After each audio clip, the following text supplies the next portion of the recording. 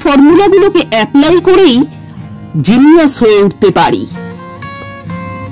বিজ্ঞানীরা ইতিমধ্যেই আবিষ্কার করেছেন বোর্ডামের সঙ্গে ক্রিয়েটিভিটির একটা গভীর সম্পর্ক আছে। বিজ্ঞানীদের মতে যে কোনো জিনিয়াস মানুষই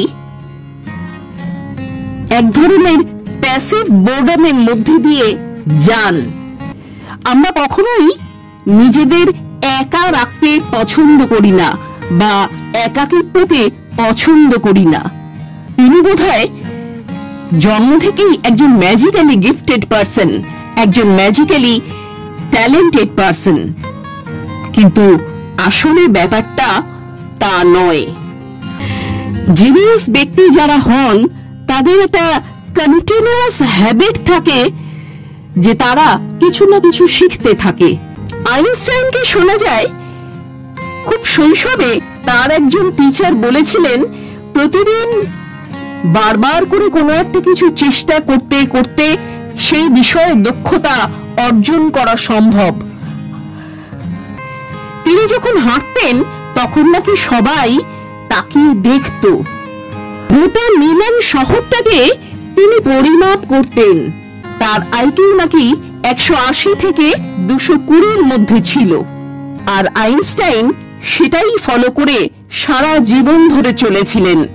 এবং তিনি ঠিক কি লেভেলের জিনিয়াস একজন বিজ্ঞানী ছিলেন সেটা আর বলার অপেক্ষা রাখে না। তার আশেপাশের পৃথিবীর সমস্ত কিছুকেই জানতে চাইতেন, বুঝতে চাইতেন। মানুষ কিভাবে হাঁটে, কিভাবে ভাবে, আলো কিভাবে আমাদের চোখের উপর এসে পড়ে,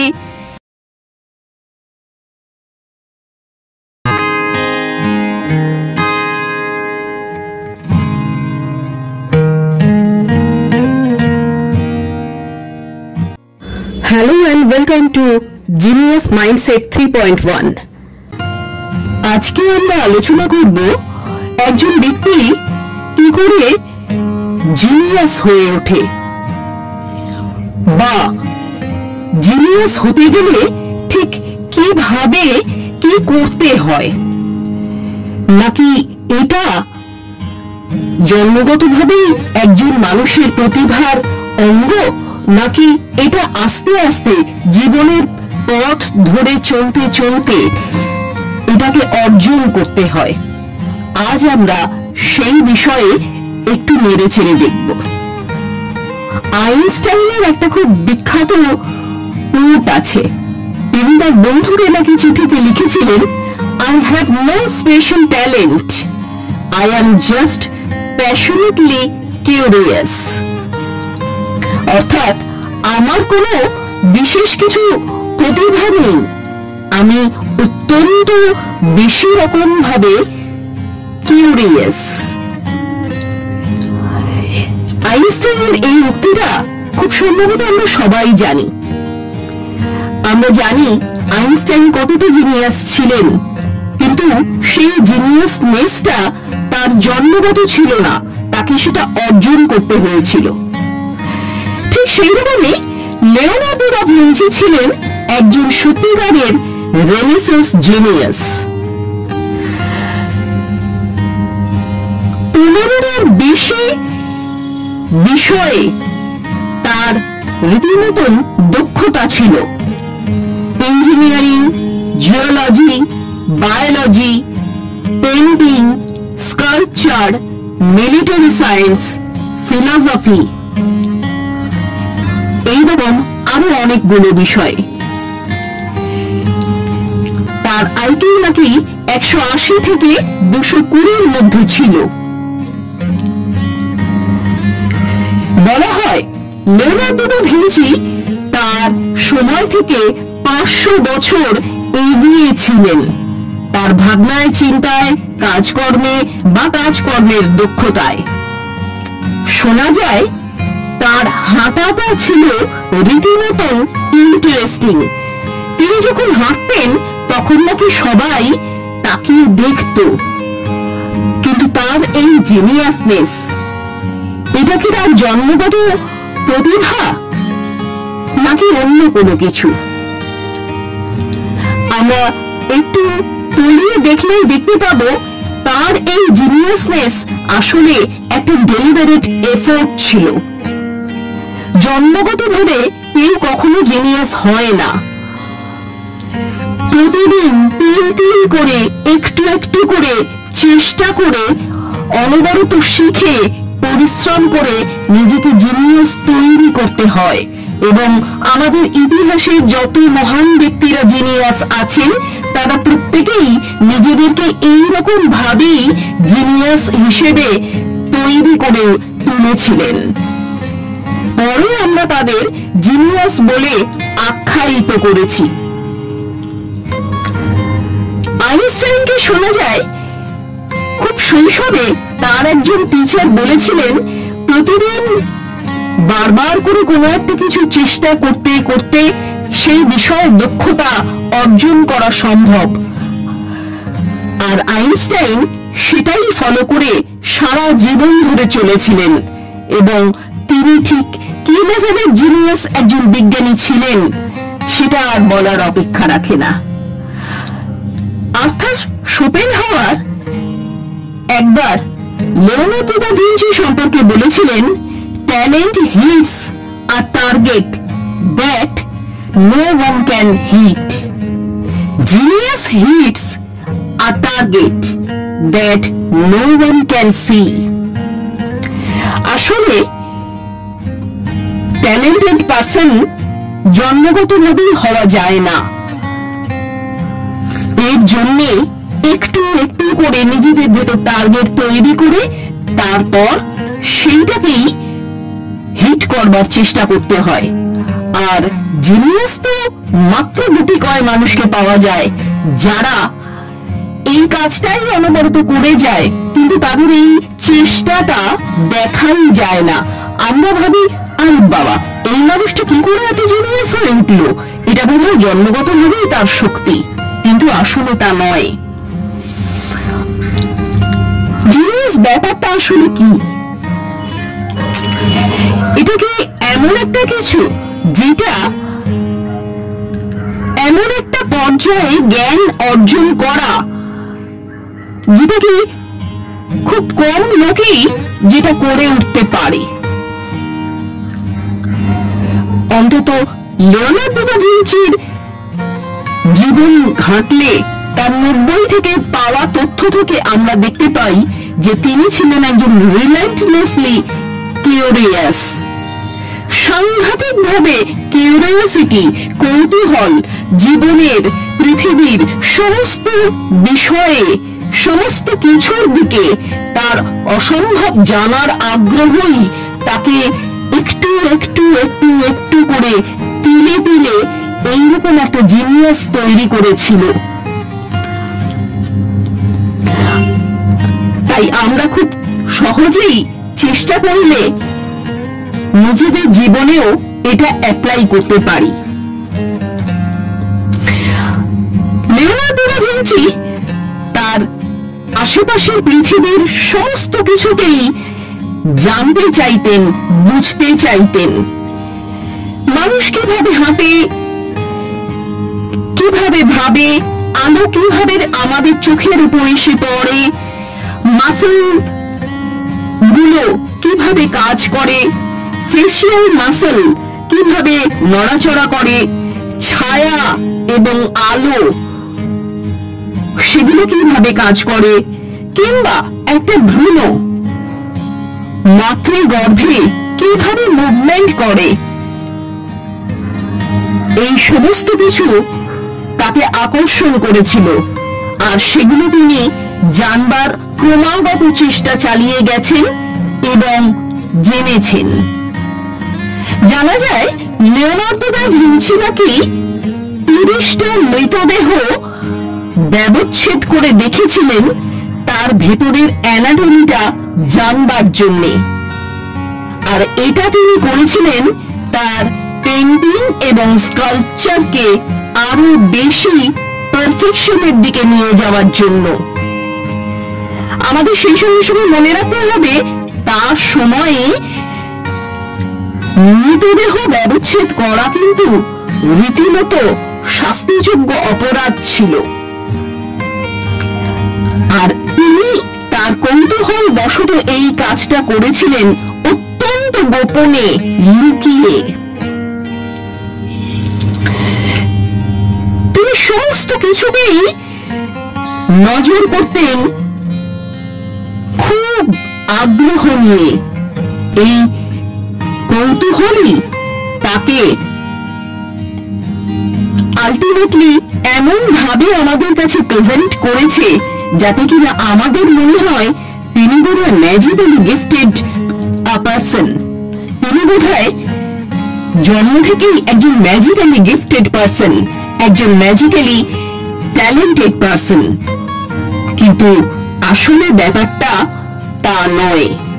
আমরা সকলেই জিনিয়াস হতে চাই, সকলেই জিনিয়াস হওয়ার চেষ্টাও করি, কিন্তু কেউ খুব বেশি পেরে উঠি না। গোটা পৃথিবীতেই প্রত্যেকটা বড় বড় আবিষ্কারের পেছনে রয়েছে মানুষের এই কিউরিওসিটি।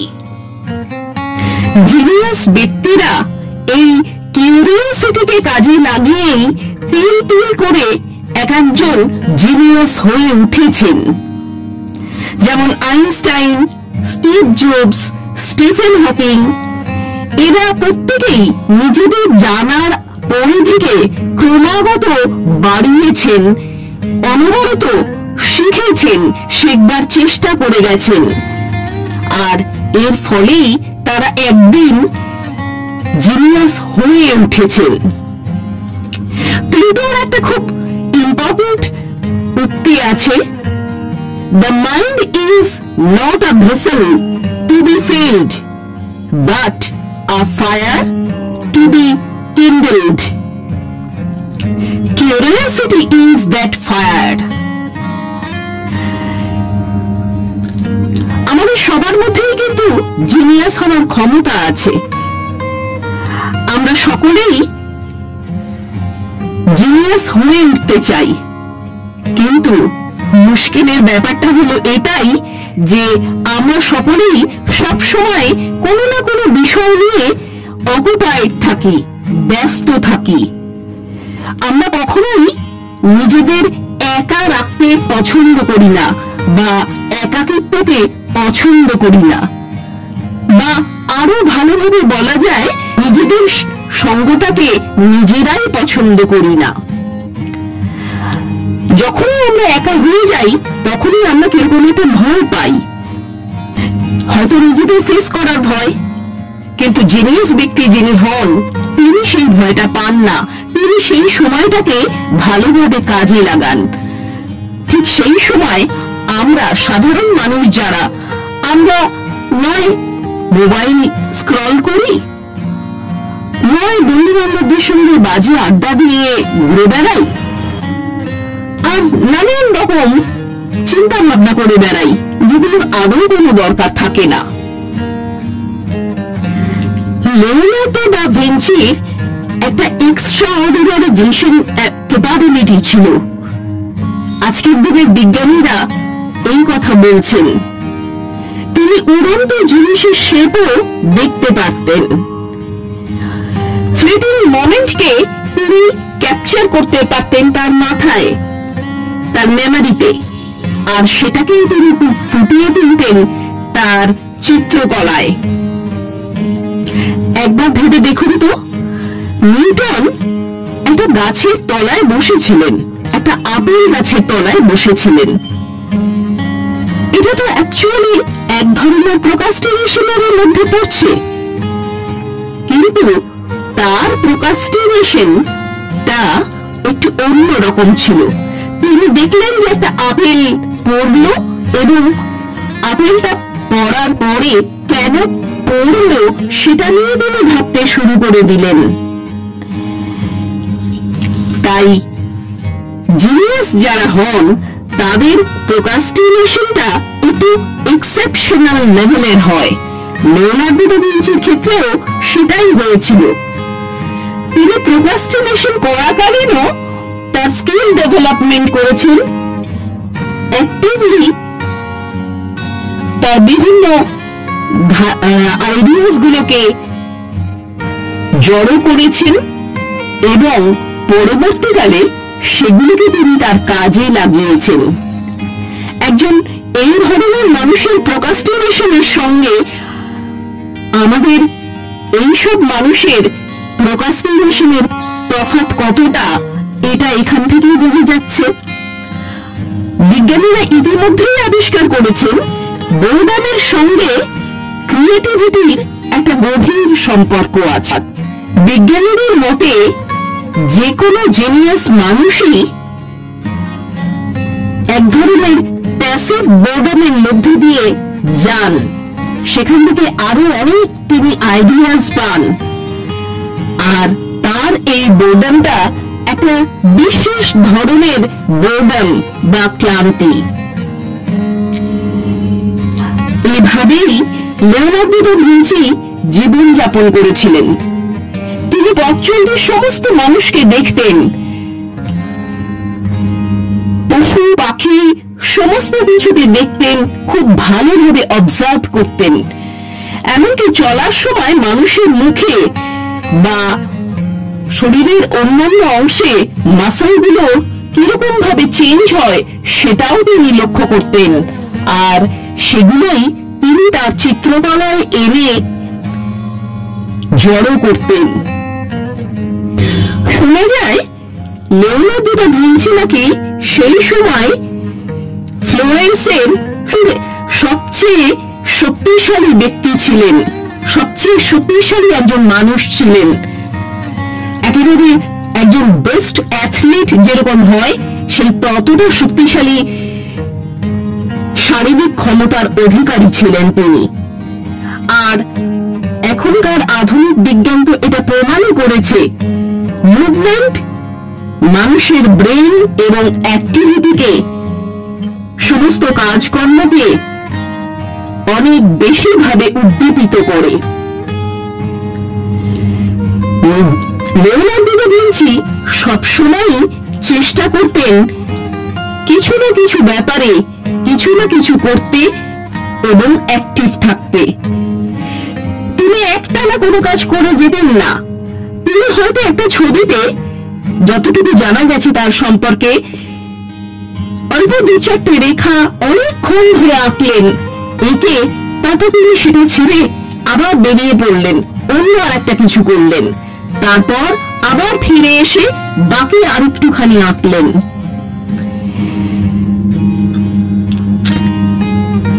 একটা অসীম কৌতূহলী লিওনার্দো দা ভিঞ্চি বা এই ধরনের ঐতিহাসিক জিনিয়াস ব্যক্তি যারা আছেন তাদেরকে এই জিনিয়াস হয়ে উঠতে সাহায্য করে। তিনি জানতেন এই পৃথিবীর প্রত্যেকটা কিছুই অন্য আরো প্রত্যেকটা জিনিসের সঙ্গে কোনো না কোনো ভাবে কানেক্টেড। সেই জন্য তিনি আর্ট অফ সায়েন্স স্টাডি করেছিলেন, আবার সায়েন্স অফ আর্ট সেটাও তিনি স্টাডি করেছিলেন। এই দুটো বিষয়ই তিনি জানতেন, আর এই মাইন্ডসেটই তাকে আলটিমেটলি একজন পলিম্যাথ বানিয়েছিল।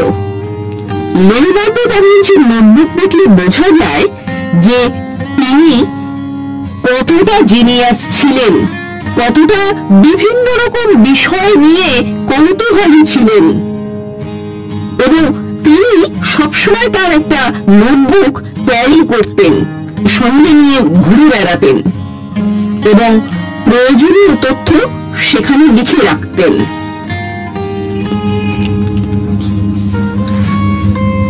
মানুষ, প্রকৃতি এবং এই জগৎ, বিশ্ব ব্রহ্মাণ্ড কিংবা মানুষের চিন্তা, এগুলো সবই একটা গ্র্যান্ড ডিজাইনের পার্ট।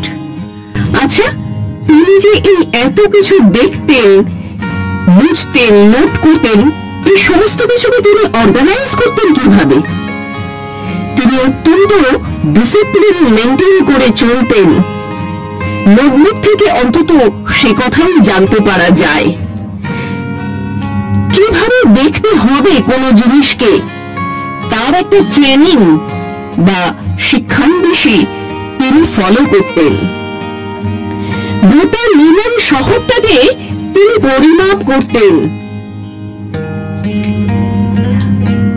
তিনি বোন এবং স্কাল্প, হাড় এবং মানুষের মাথার খুলির কাঠামোকে ডিটেইলে অবজার্ভ করতেন এবং সেগুলিকে তিনি তার চিত্রকলার মধ্যে ফুটিয়ে তুলতেন।